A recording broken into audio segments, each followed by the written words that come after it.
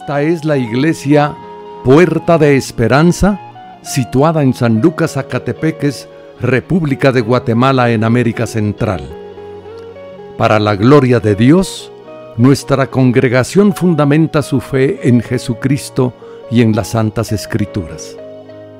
Agradecemos a Dios que hoy se pueda contar con Internet para cumplir con cabalidad el mandamiento de nuestro Señor Jesucristo, que es predicar el Evangelio en todas partes del mundo.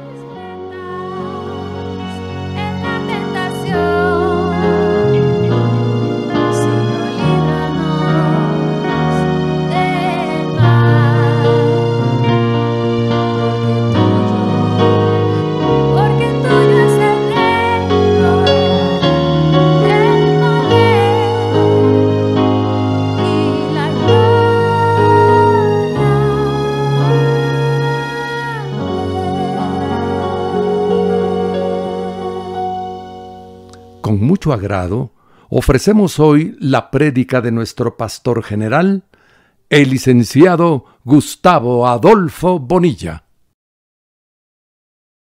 Buenos días, hermanos. Damos gracias a Dios por estar una vez más aquí reunidos. Hoy vamos a continuar con nuestro estudio de Daniel. Estamos en el capítulo número 9 y nos corresponde ver el versículo número 15. Qué bueno es saber que tenemos un Dios de misericordia, un Dios que escucha nuestra oración, un Dios que está atento con su oído para responder a nuestras oraciones y que nos ayuda en todo momento.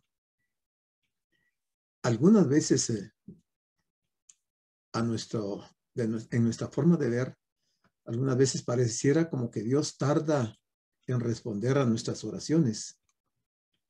Pero lo que sucede es que nosotros no conocemos los tiempos y a veces ignoramos los propósitos de Dios y creemos que entonces que Dios se tarda, pero Dios tiene un plan para cada uno de nosotros. Lo cierto es que nosotros podemos acercarnos a Dios como lo hizo Daniel en oración. Y aunque puede ser que pasen algunas horas o algunos días, Dios va a escuchar nuestra oración y nos va a responder. De manera que no debemos de perder la esperanza y la confianza en Dios para clamar a Él, para pedirle a Él, para suplicarle, para rogarle, para pedir su auxilio en aquellos momentos difíciles. El versículo 15 del capítulo 9 de Daniel dice: ahora pues, Señor Dios nuestro, que sacaste tu pueblo de la tierra de Egipto con mano poderosa y te hiciste renombre, cual lo tienes hoy. Hemos pecado. Hemos hecho impíamente. Decíamos que una de las características de la oración es que nuestra oración debe ser sincera. Nuestra oración debe ser específica. Nuestra oración debe ser también como una forma de confesión, de reconocimiento de que nosotros le fallamos a Dios. Aquí vemos a Daniel que está confesando no solamente su pecado, sino que el pecado de la nación de Israel. Y está invocando el nombre del Señor y está insistiendo, está enfatizando mucho, rogándole a Dios que oiga la oración. Uno podría pensar que Daniel había perdido su confianza en Dios, por lo que está insistiendo en pedirle a Dios que oiga la oración, porque dice: oye nuestra oración, escucha nuestra oración, oye, oh Dios, el clamor de tu pueblo. Y él está derramando su alma ahí para pedir que Dios responda, escuche y responda a su petición. En este versículo 15, Daniel le dice que sacaste tu pueblo de la tierra de Egipto con mano poderosa. Si retrocedemos en el tiempo y vamos a ver el origen por el cual el pueblo de Israel había pasado por el cautiverio de Egipto, vamos a encontrar que Dios había hecho justicia con sus hijos de aquel tiempo. El versículo 15 del capítulo 15 del libro de Génesis, ahí encontramos el momento en que Dios hace el pacto con Abraham. En esa ocasión dice que cuando Dios se presentó ante Abraham, dice que Abraham cayó como dormido sobre su rostro ante la presencia de Dios. Y Dios hizo un pacto con él. Y dice el versículo 13 del capítulo 15 de Génesis, y Dios dijo a Abraham, ten por cierto que tus descendientes serán extranjeros en una tierra que no es suya, donde serán esclavizados y oprimidos 400 años. Mire cuánto tiempo, casi 400 años antes de este cautiverio, el Señor le anuncia a Abraham de que sus descendientes van a ir a una tierra que no es suya y que van a ser esclavizados y van a ser oprimidos 400 años. Yo me preguntaba, ¿qué fue lo que hizo o lo que hicieron los descendientes de Abraham para llegar a esa tierra que no era de ellos y ser esclavizados y oprimidos? ¿Qué fue lo que pasó? ¿Alguien se recuerda qué fue lo que pasó? Si se recuerda, encienda su micrófono y dígame, ¿qué pasó con los descendientes de Abraham para que hayan ido a una tierra extraña y ser oprimidos y esclavizados? ¿Qué fue lo que ocurrió? Porque no es simplemente que Dios se deleita en aplicar disciplina y permitir sufrimiento para sus hijos. Tiene que haber una razón. ¿Qué había pasado? ¿Qué creen ustedes que había ocurrido para que hubieran ido 400 años a ser esclavos en Egipto?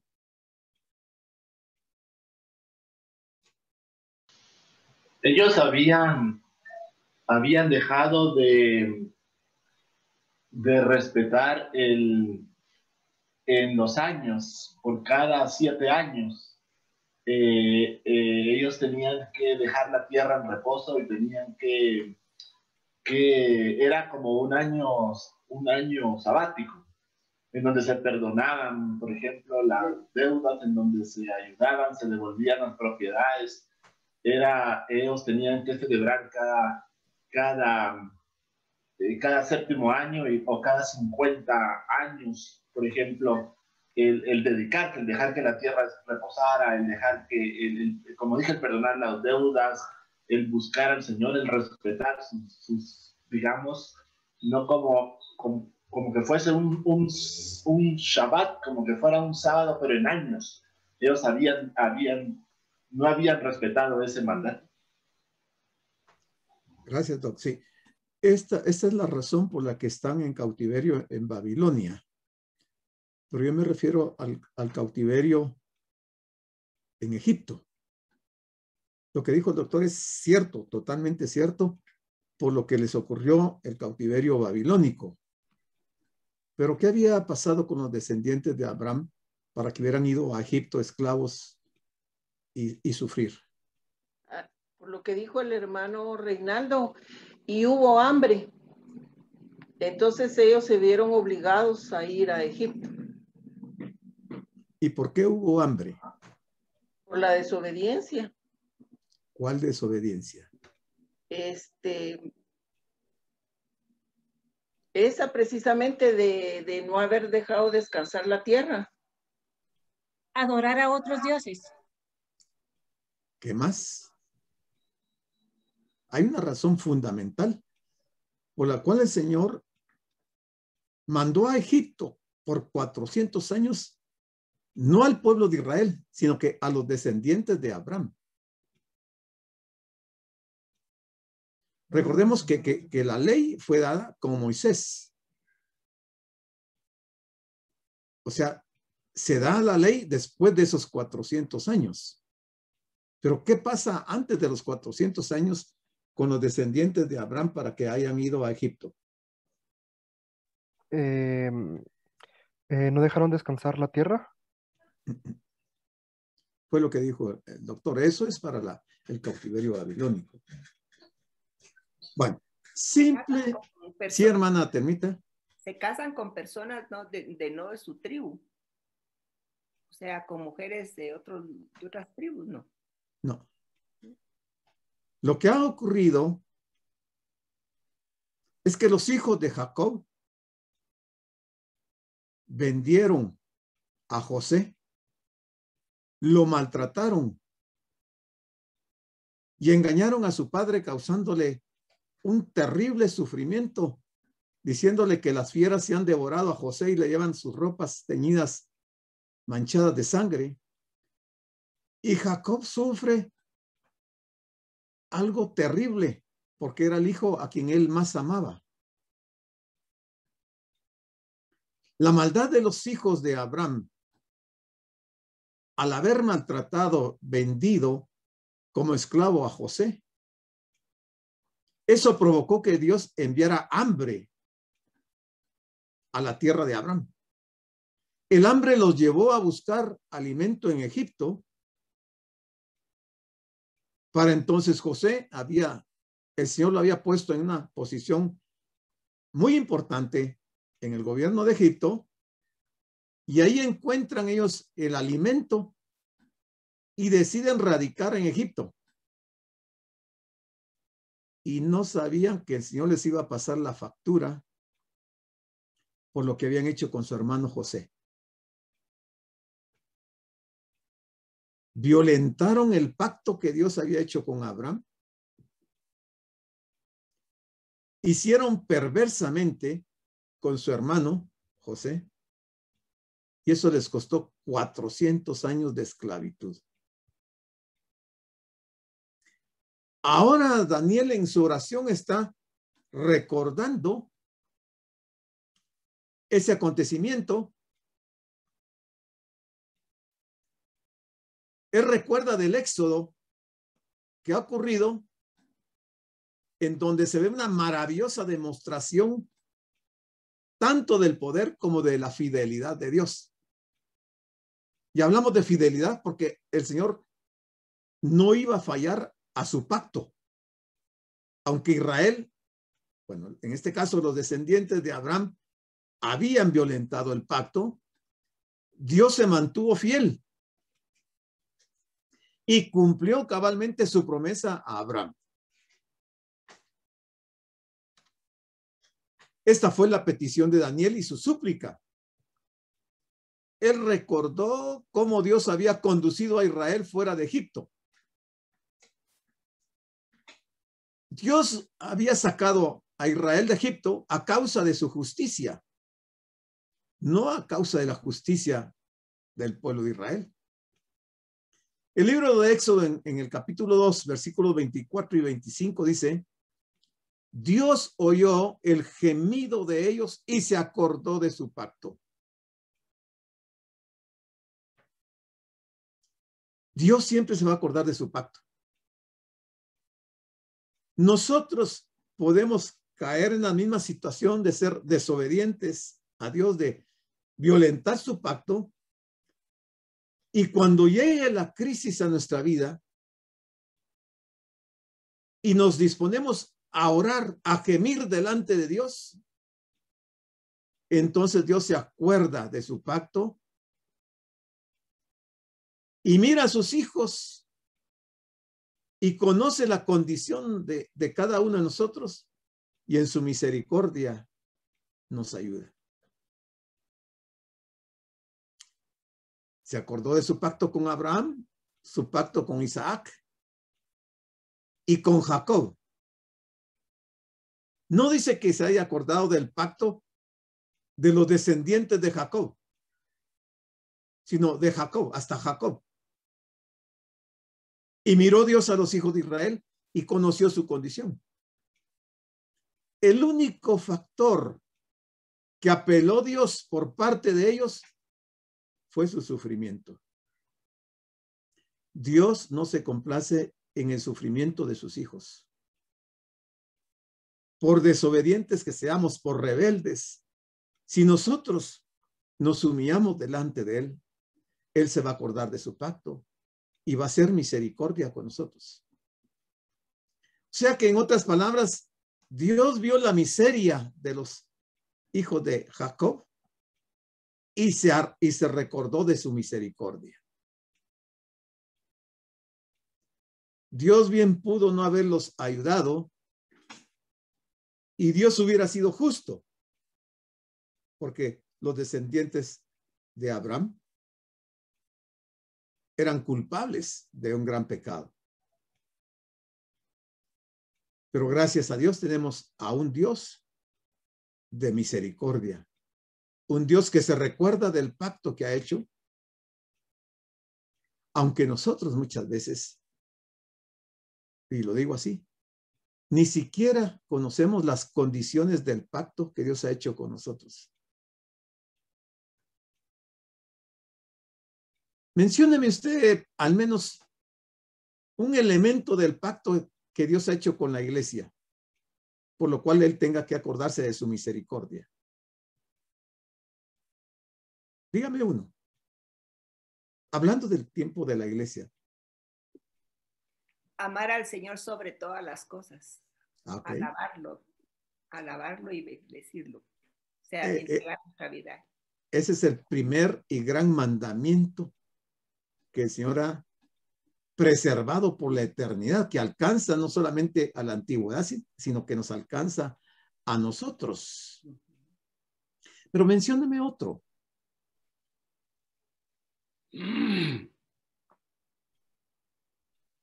El Espíritu Santo estará con silencio.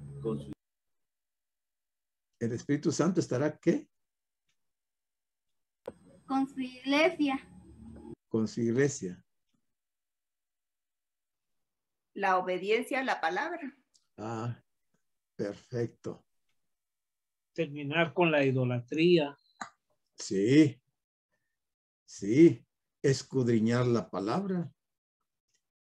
Dejar la idolatría. Amar al prójimo. Obedecer su palabra. Meditar en ella. Congregarnos en la iglesia. Predicar su palabra, adorarlo, bendecirlo, reconocer su grandeza, darle gracias porque envió a su Hijo Jesucristo a morir por nosotros, agradecerle porque ha puesto de su Espíritu Santo en nosotros, darle gracias porque somos templo del Espíritu de Dios. ¿Verdad que hay varias condiciones que el Señor ha puesto en su pacto con nosotros? Y se nos olvida. Pero Dios siempre se va a acordar de su misericordia. Dice el versículo 16, oh Señor, conforme a todos tus actos de justicia, apártese ahora tu ira y tu furor de sobre tu ciudad, Jerusalén. O sea, Daniel está consciente que lo que le está pasando a Jerusalén es el producto de la ira de Dios, del furor de Dios por los actos pecaminosos que el pueblo de Israel había cometido en contra de su Dios. Recuérdeme o dígame por lo menos uno o dos pecados de los cuales Daniel está confesando que el pueblo de Israel había cometido en ese tiempo. Recuérdeme alguno o dos. ¿Se recuerdan? La idolatría, cambiaron sus dioses ¿Qué dice versículo 5 y versículo 6 de capítulo 9 de Daniel?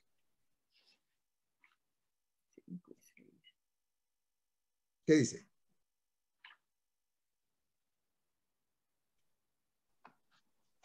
Hemos pecado, hemos cometido iniquidad, hemos hecho impíamente y hemos sido rebeldes.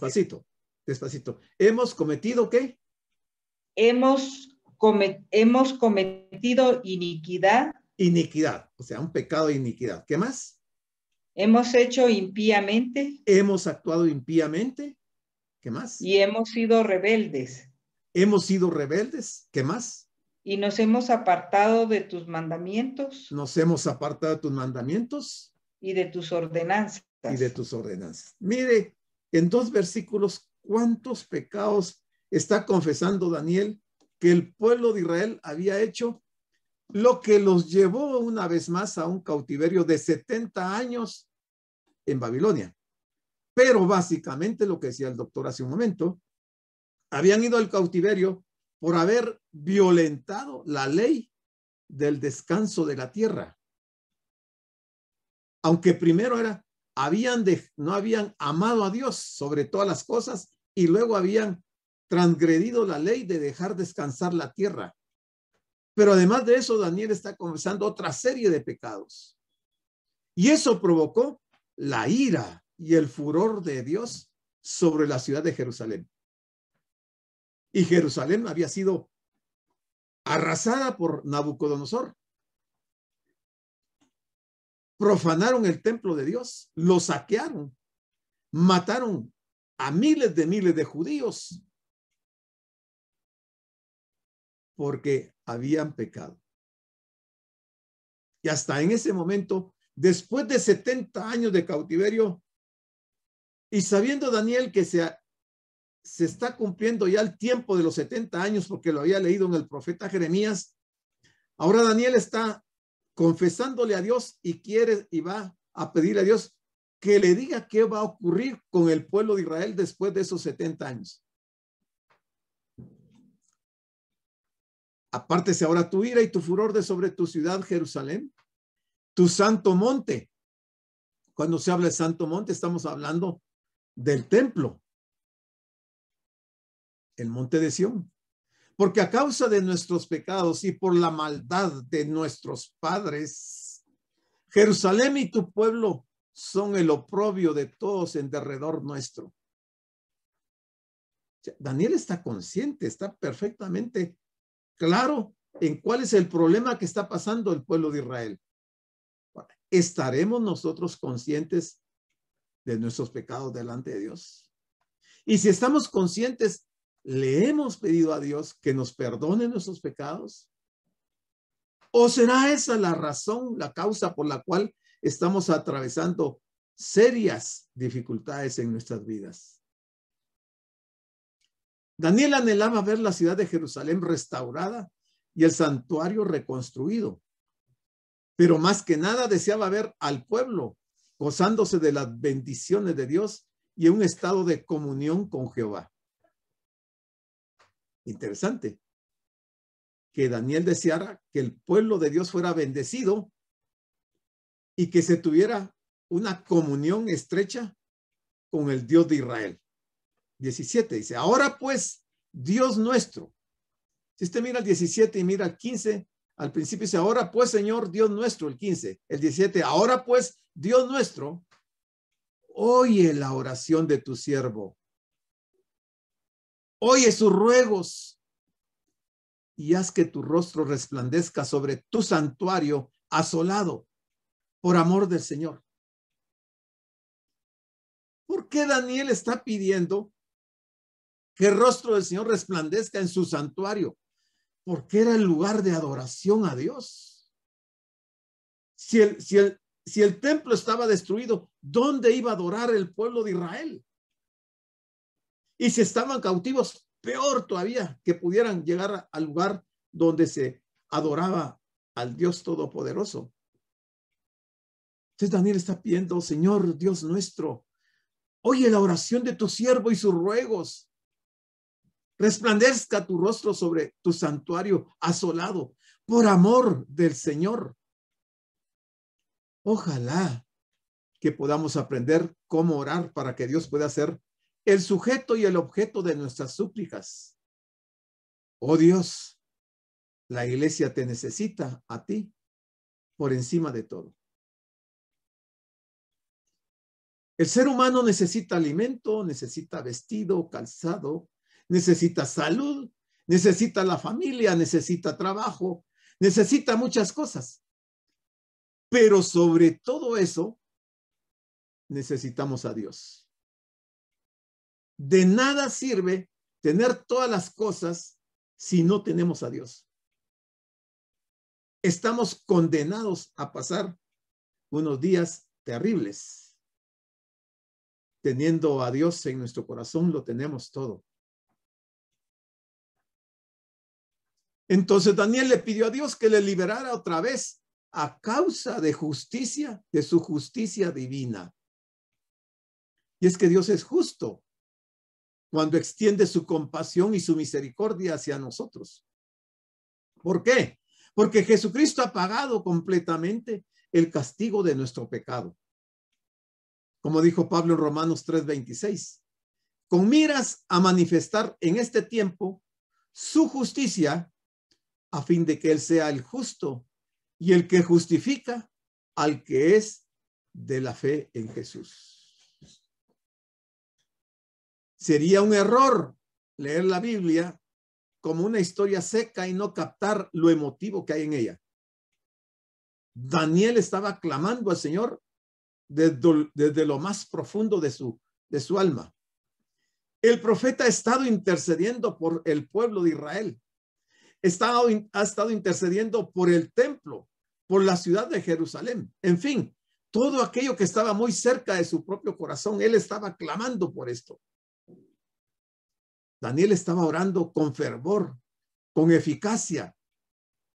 La escritura dice en Santiago 5:16, la oración eficaz del justo puede mucho.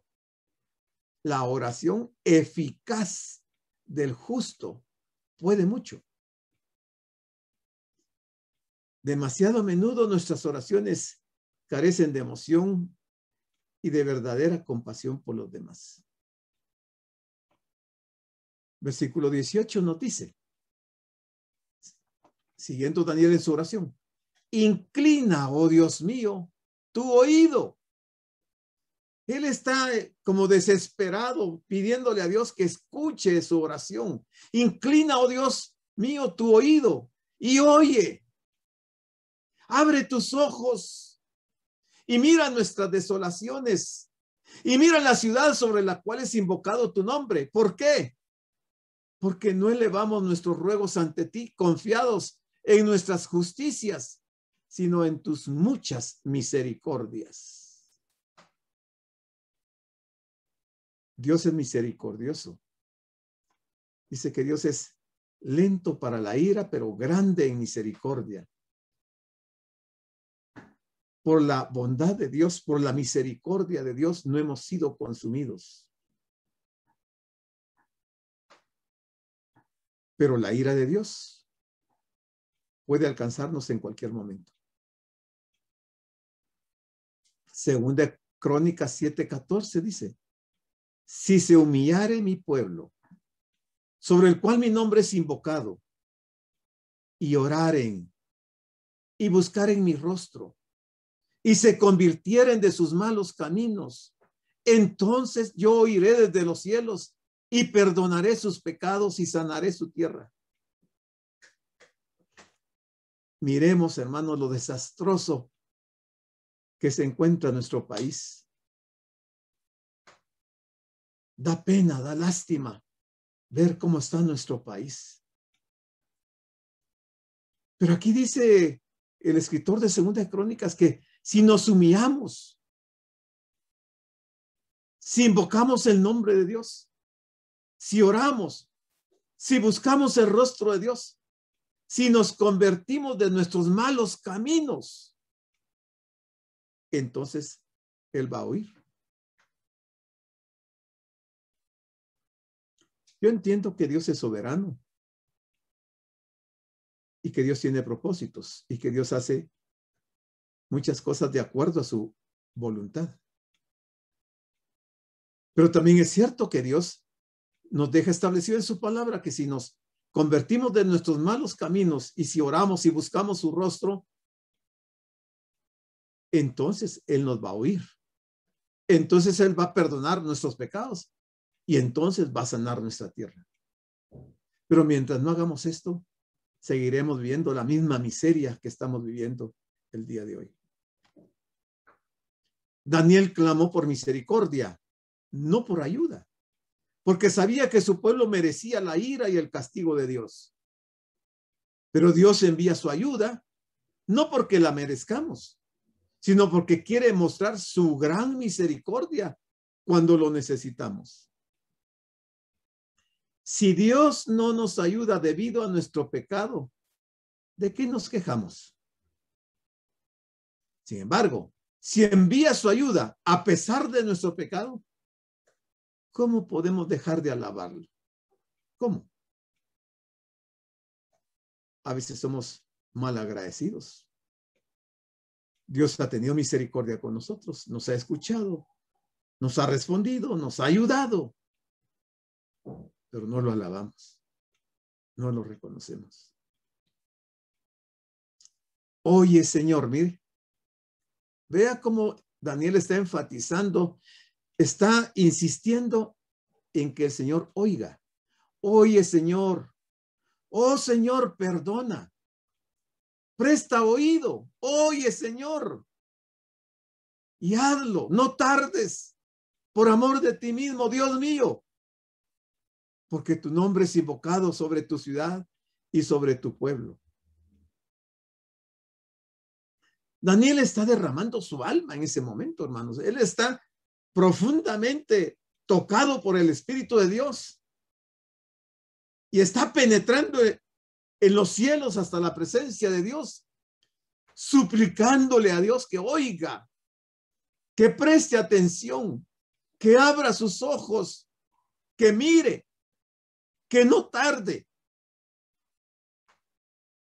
porque se está invocando su nombre. Esa fue una súplica, la súplica culminante de Daniel. Le pidió a Dios que escuchara, le pidió que respondiera por ser quien era y por lo que había prometido. Y es que el nombre de Dios estaba en juego. Y Daniel estaba profundamente preocupado acerca del nombre de Dios y de la gloria de Dios. Esta fue la base para su súplica y su petición. Ahora vamos a ver la respuesta que Dios le da a Daniel y que él no responde exactamente a lo que Daniel está pidiendo, sino que él responde mucho más profundamente acerca de lo que le esperaba al pueblo de Israel. Entonces vamos a ver la profecía de las 70 semanas.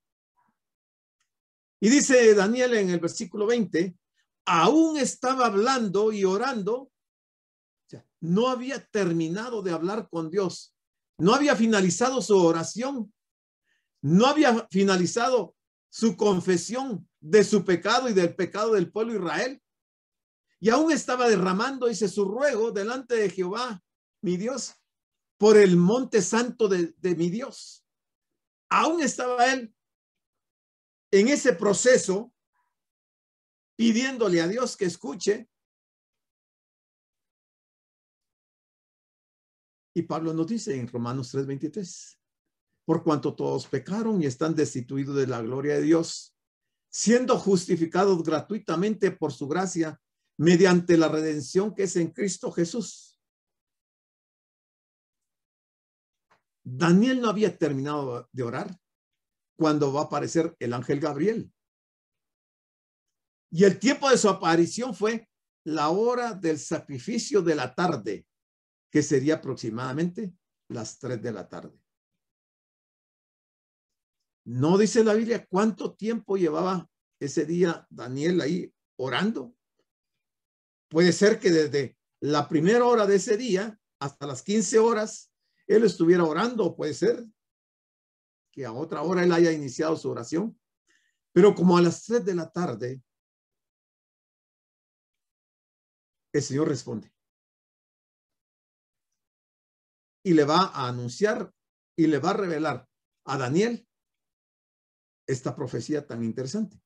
Dice el versículo 21, aún estaba hablando en oración cuando el varón Gabriel, a quien había visto en la visión al principio, volando con presteza, vino a mí como a la hora del sacrificio de la tarde. Dice a quien había visto en visión. Eso está en el capítulo 8, el anterior a este que estamos viendo, creo que versículos 5 y 6 por ahí, que Gabriel se apareció. Y aquí él dice, aún estaba hablando en oración cuando el varón Gabriel vino a mí a la hora del sacrificio de la tarde. O sea, que eran las 3 de la tarde. Dios respondió a la oración de Daniel mediante la revelación de una de las más grandes profecías de toda la Biblia. Hermanos, si nosotros perseveramos en oración, llegará el momento en que Dios va a responder a nuestra oración. Esta profecía, conocida como las 70 semanas, ha sido y continúa siendo el tema de muchas discusiones entre los estudiosos de temas escatológicos. Entonces dice el versículo 22, y me hizo entender. Y me hizo entender y habló conmigo. ¿Quién? Gabriel. ¿Y qué le dijo? Le dijo, Daniel, ahora he salido para darte sabiduría y entendimiento. ¿No era Daniel un joven con sabiduría y entendimiento? ¿No dice el capítulo 1 que él era más sabio que todos los que estaban en el palacio? Pero aquí la sabiduría se refiere al tema de la profecía. Ahora he salido para darte sabiduría y entendimiento. Dios quiera, hermanos, Dios quiera que nos dé a nosotros sabiduría y entendimiento en su palabra. Que no nos quedemos ignorantes ante la palabra de Dios. Que podamos comprender las palabras que Dios ha dejado escritas en este libro sagrado. Daniel recibió una respuesta inmediata a su oración. Para el momento en que Daniel terminó su oración, el ángel Gabriel ya estaba ahí. Por supuesto, si Daniel tenía sus ojos cerrados mientras estaba orando, podría haberse dado el caso de que Gabriel ya estaba ahí en pie esperándole que terminara su oración y él no se había dado cuenta. Pero recordemos algo, hermanos, con respecto a la oración. Dios ha prometido en Isaías 65:24 lo siguiente. Antes que clamen, yo responderé. Mientras aún estén hablando, yo habré oído. Pregunto, hermanos, a cada uno de ustedes, ¿creen ustedes en esas palabras de Isaías 65:24? ¿Realmente creen ustedes en Isaías 65:24? ¿O somos de aquellas personas que oramos y pensando que saber si Dios nos va a responder? Dudando a saber si Dios me oiría. Antes que clamen, yo responderé. Mientras aún estén hablando, yo habré oído. Versículo 23. Le dice Gabriel a Daniel, al principio de tus ruegos fue dada la orden. Al principio fue dada la orden y yo he venido para enseñártela. ¿Por qué ha venido Gabriel a enseñarle a Daniel la orden que fue dada? Simple y sencillamente le dice el ángel, porque tú eres muy amado.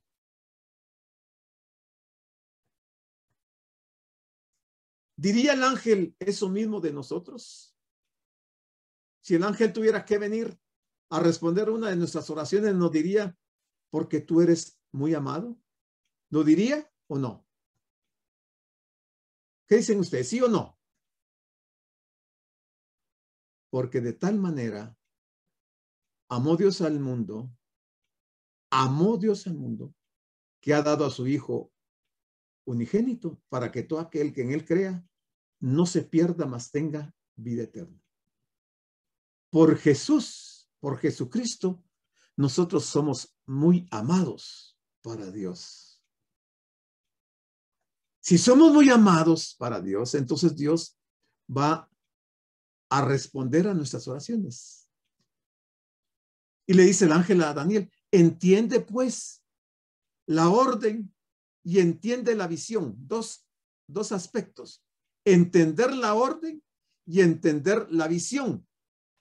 Observemos que Daniel era muy amado en el cielo. El creyente en Cristo Jesús es visto por Dios estando en Cristo, de acuerdo con Efesios 1:6. Si somos aceptos en el amado, es decir, en Cristo, de esa manera el creyente es amado en el cielo porque se encuentra en Cristo, unido a Cristo. No nos quede la menor duda de que somos muy amados para Dios. ¿Por qué? Porque Cristo murió por nosotros. Porque Él nos justificó. Porque en Él tenemos remisión y perdón de pecados. Porque en Él tenemos salud y vida eterna. Porque en Él tenemos la gracia y la misericordia de Dios. Dice el versículo 24. 70 semanas están determinadas sobre tu pueblo y sobre tu santa ciudad. 70 semanas están determinadas. Daniel quería saber qué pasaba al terminar los 70 años de cautiverio. Y ahora el ángel le viene a decir a Daniel que 70 semanas están determinadas sobre tu pueblo y sobre tu santa ciudad. O sea, no solamente le va a dar respuesta de los 70 años de cautiverio, traspasa las fronteras, el tiempo, la respuesta de Dios. ¿Para qué son determinadas 70 semanas sobre el pueblo? La profecía de las 70 semanas es la principal profecía bíblica sobre los acontecimientos futuros relacionados con la nación de Israel.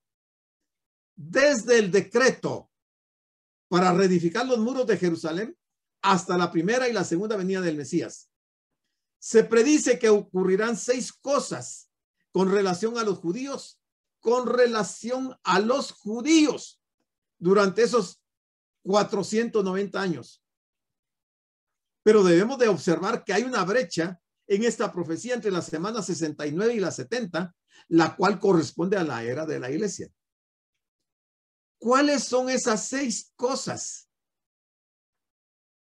que se dice que van a ocurrir durante esos 490 años?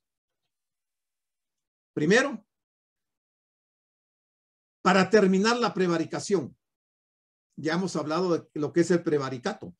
Y para recordarles, el prevaricato es un delito consistente en que una autoridad, un juez o un funcionario dicte a sabiendas una resolución injusta. Entonces, para que termine eso, para poner fin al pecado, para expiar la iniquidad, para traer la justicia, para sellar la visión y la profecía, y por último, para ungir al Santo de los Santos. ¿Cuántos de esos 6 aspectos se han cumplido el día de hoy? ¿Ya terminó la prevaricación? No. ¿Ya terminó el pecado? No. ¿Ya se terminó la expiación por la iniquidad? No. ¿Ya llegó la justicia perdurable? No. ¿Ya se selló la visión y la profecía? No. ¿Ya se ungió el Santo de los Santos? No. Entonces, ¿cuándo va a ocurrir eso? En la semana 70. No en las 69 primeras.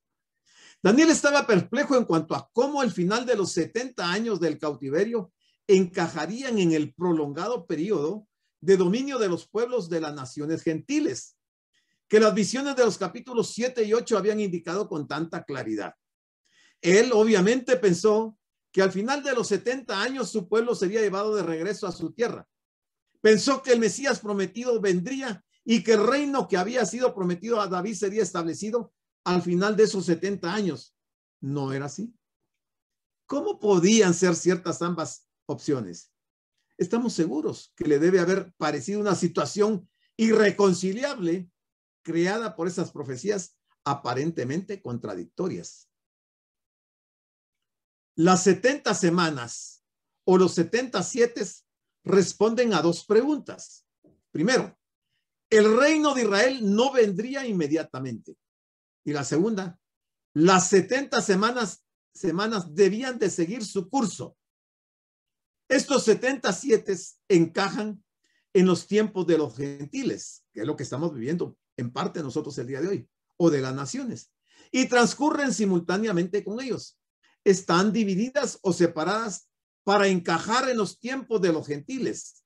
Llegarán ambos a su fin al mismo tiempo, es decir, en el momento de la segunda venida de Cristo.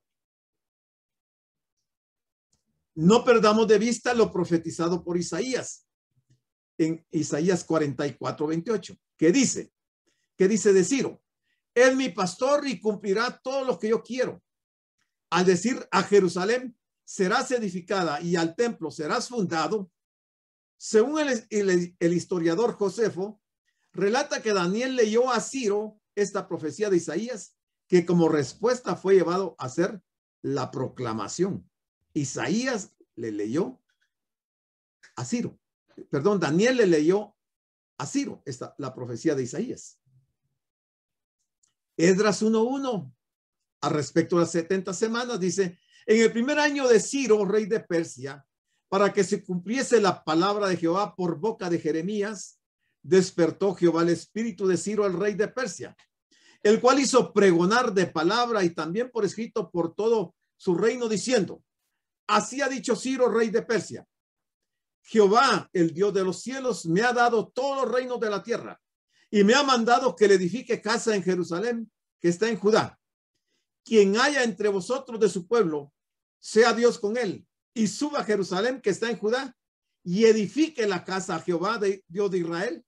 Él es Dios, la cual está en Jerusalén. Esa fue la proclama que hizo Ciro. ¿Pero obedecieron los judíos? No. Unos pocos fueron los que regresaron a Jerusalén a reedificar el templo y la ciudad. Nehemías 2:4 dice: me dijo el rey, ¿qué cosa pides? Entonces oré al Dios de los cielos y dije al rey: si le place al rey y tu siervo ha hallado gracia delante de ti, envíame a Judá, a la ciudad de los sepulcros de mis padres, y la reedificaré. Nehemías. Y carta para Asaf, guarda del bosque del rey, para que me dé madera para enmaderar las puertas del palacio de la casa y para el muro de la ciudad y la casa en que yo estaré. Y me lo concedió el rey según la benéfica mano de mi Dios sobre mí. Extraordinario cómo Dios responde a la oración de Nehemías y obtiene todo lo que él le pide al rey. La sabiduría y el entendimiento que Gabriel proporciona a Daniel tiene que ver con el deseo del profeta por saber tres cosas. Primero, el plan tocante a Jerusalén. Segundo, qué va a pasar con el santuario. Y tercero, qué va a ocurrir con el pueblo de Israel. Dice el siguiente versículo 25. Sabe pues, le dice el ángel a Daniel, sabe pues y entiende.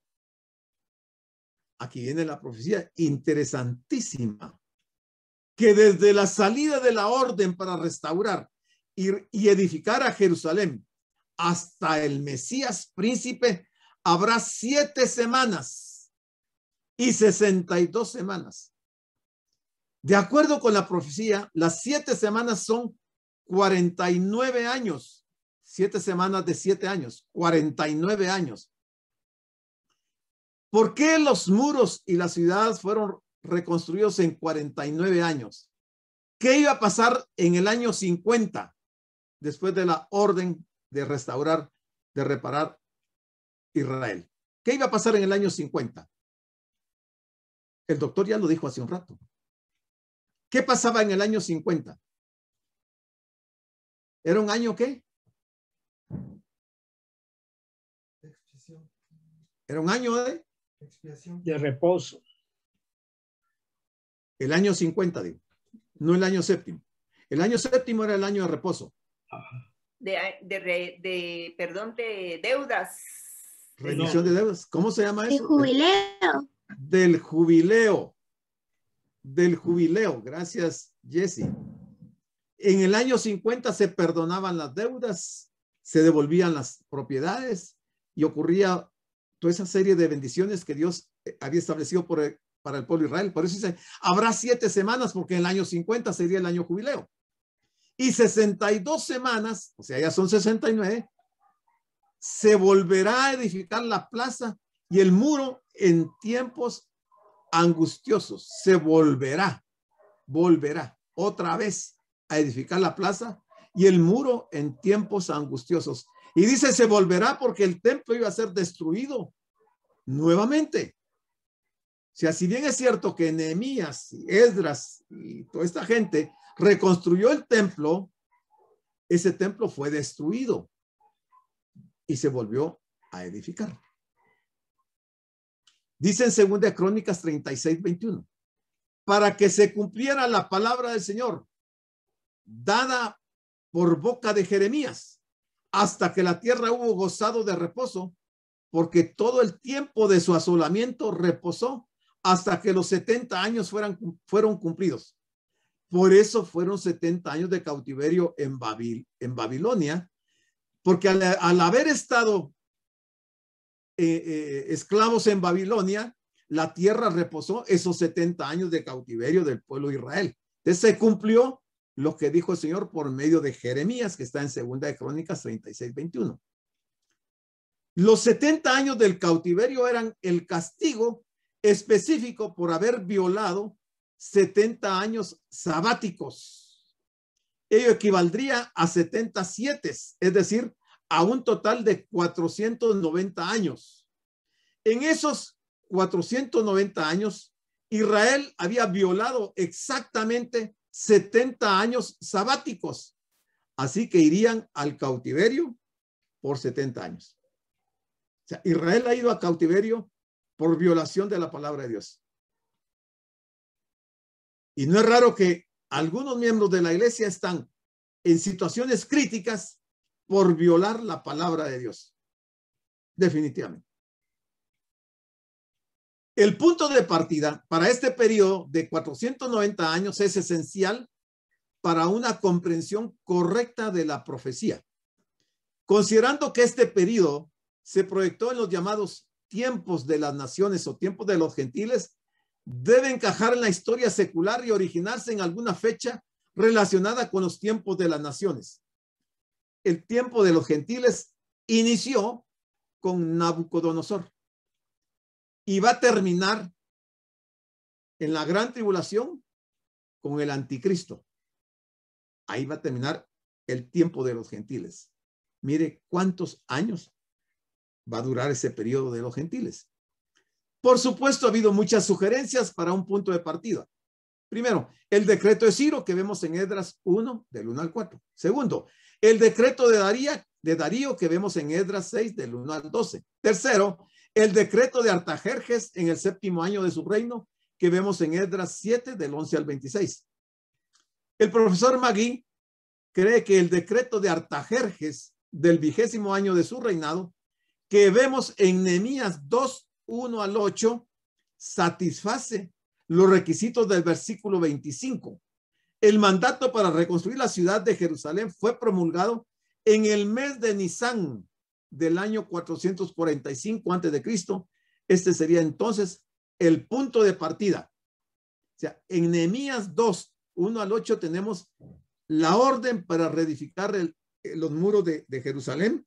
Y ahí arranca este periodo de las 70 semanas en Nehemías 2, 1 al 8. Las primeras 7 semanas de 49 años nos llevan al año 396. ¿Cómo llegamos al año 396? A 445 le restamos 49 y nos da 396. Estando en el año 396 antes de Cristo, estamos exactamente en el tiempo del silencio de Dios. Y fue Malaquías el último de los profetas del Antiguo Testamento que profetizó antes del silencio de Dios. Estos fueron los tiempos angustiosos mencionados en este versículo 25, tiempos de los cuales fueron testigos Nehemías y Malaquías. Y aquí está el cálculo. La orden fue emitida en el año 445. Si restamos los 49 años, o sea, 7 semanas, tendremos el año 396 antes de Cristo. Después, en esta división natural, vienen las 62 semanas, porque ya pasaron 7. O sea, los 434 años que nos llevan al tiempo del Mesías.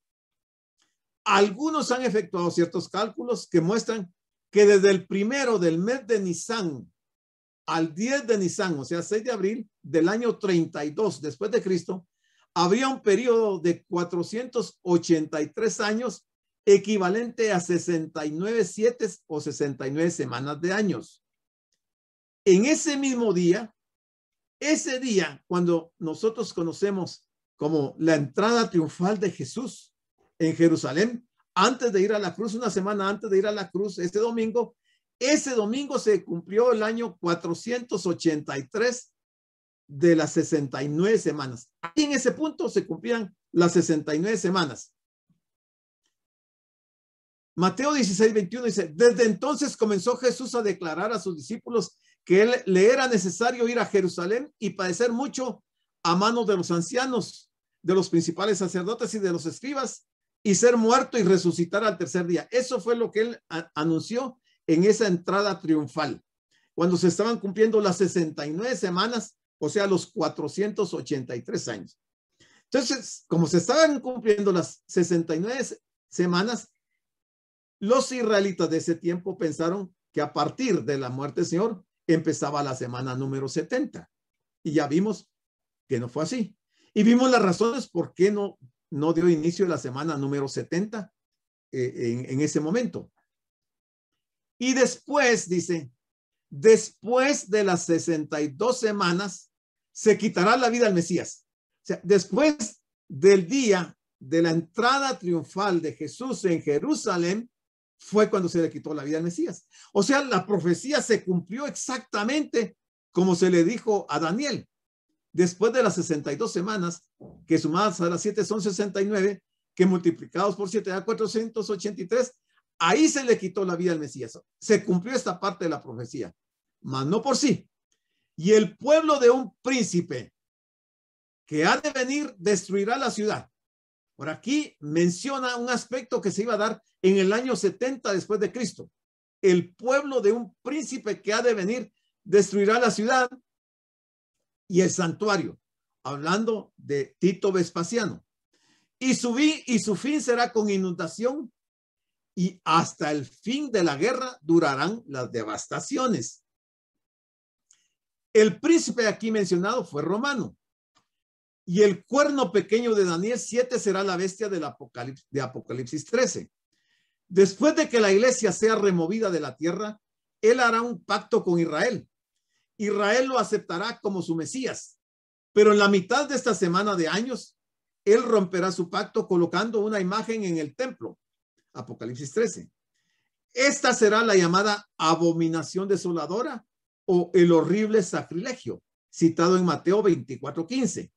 Y haciendo referencia a Daniel, lo que Israel pensó que iba a ser un milenio, será convertido en la gran tribulación que habla Mateo 24 del 15 al 26.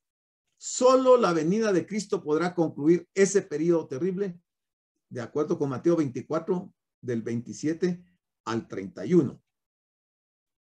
Este versículo nos dice que después de las semanas 69, o sea, del día de la entrada triunfal del Señor, se quitará la vida al Mesías. O sea que poco después de los 483 años que sale de multiplicar 69 por 7, se le quita la vida al Mesías. Los 483 años se cumplieron en el día de la entrada triunfal de Cristo a la ciudad de Jerusalén. Ahora, ¿qué pasó después de que se le quita la vida al Mesías? O después de la entrada triunfal. O sea, después de la semana 69. Suceden los siguientes eventos. se da muerte al Mesías, resucita al Mesías, el Mesías asciende, se da la venida del Espíritu Santo, surge la iglesia, se da la invasión de Jerusalén y destrucción del templo, la diáspora, se da la diáspora de los judíos y luego se da un paréntesis de 2000 años. Todo esto después de la entrada triunfal de Cristo. Mire lo que ha acontecido y qué es lo que falta. Nos vamos a quedar aquí porque ya me llegó la hora y yo les tengo preparado en las siguientes presentaciones una gráfica muy ilustrativa de todo esto que hemos hablado aquí. Lo vamos a poner en una gráfica y se las voy a dar. Si usted se conecta el próximo domingo, la verá en ese momento y si no, la podrá ver después en YouTube. Es una gráfica bien importante que resume todos estos eventos que estamos mencionando acá. Damos las gracias por su atención a la prédica del pastor general, licenciado Gustavo Adolfo Bonilla, e invitamos a la prédica del próximo domingo a esta misma hora.